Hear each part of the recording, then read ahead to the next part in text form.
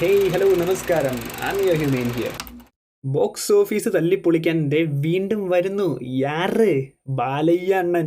So അണ്ണൻ വന്ന style, ഇരുന്ന style, phone എടുത്തെറിഞ്ഞ style അറിയാലോ. അപ്പോൾ ഗോപിചന്ദ് മലനയുടെ NB111 ഫസ്റ്റ് ലുക്ക് ഗ്ലിംസ് പുറത്തു വന്നിട്ടുണ്ട്. എന്താ പറയുക, ഇതിൽ കുറഞ്ഞൊന്നും ഞാൻ അണ്ണനിൽ നിന്ന് പ്രതീക്ഷിക്കുന്നില്ല. സോ ഹിറ്റാച്ചി വച്ചുള്ള അടി വരെയുണ്ട്. എന്തായാലും പൊളിക്കണ്ണ. അപ്പോൾ കാണാത്തവർ പോയി കാണ്. അപ്പോൾ ഹാപ്പി ബർത്ത്ഡേ അണ്ണോ. ജയിലർ 2 ഒരു നസ്ലൻ പടം, ഒരു നെൽസൺ പടം.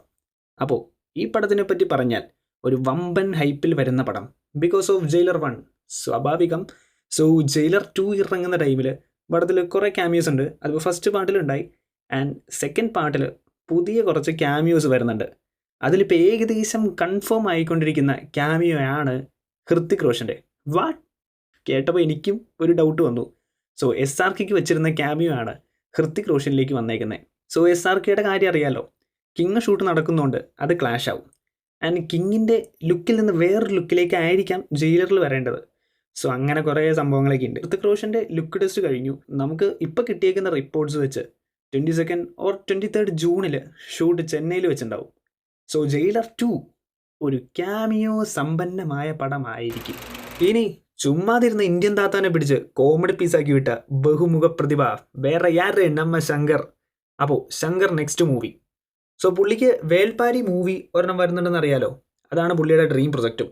വിത്ത് 1000 കോടി ഫണ്ടിങ്ങിൽ വരുന്ന ഒരു 3 പാർട്ട് മൂവിയാണ്.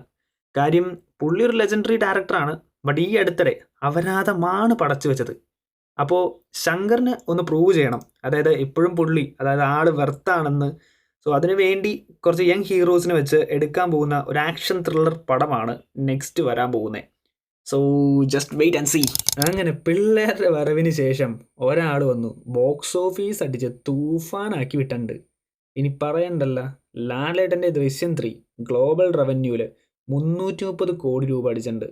ഇനി എങ്ങനെയാണെന്ന് ചോദിച്ചാൽ ഗ്ലോബൽ കളക്ഷൻ, തിയേറ്റർ റൈറ്റ്സ് എന്നിവ ചേർത്തുള്ള ബിസിനസ്സാണ് 330 കോടി. ഇത് കൂടാതെ ഡിജിറ്റൽ റൈറ്റ്സ്, സാറ്റലൈറ്റ് ഉണ്ട്. ഇതൊക്കെ കൂടി കൂട്ടുമ്പോൾ ആകെ മൊത്തം ബിസിനസ് 400 കോടി രൂപയാവും. അപ്പോൾ മലയാളത്തിൻ്റെ ചരിത്രത്തിൽ ഏറ്റവും ലാഭം നേടിയ പടമാണിത്. ആൻ്റണി എണ്ണ ടൈം തന്നെ.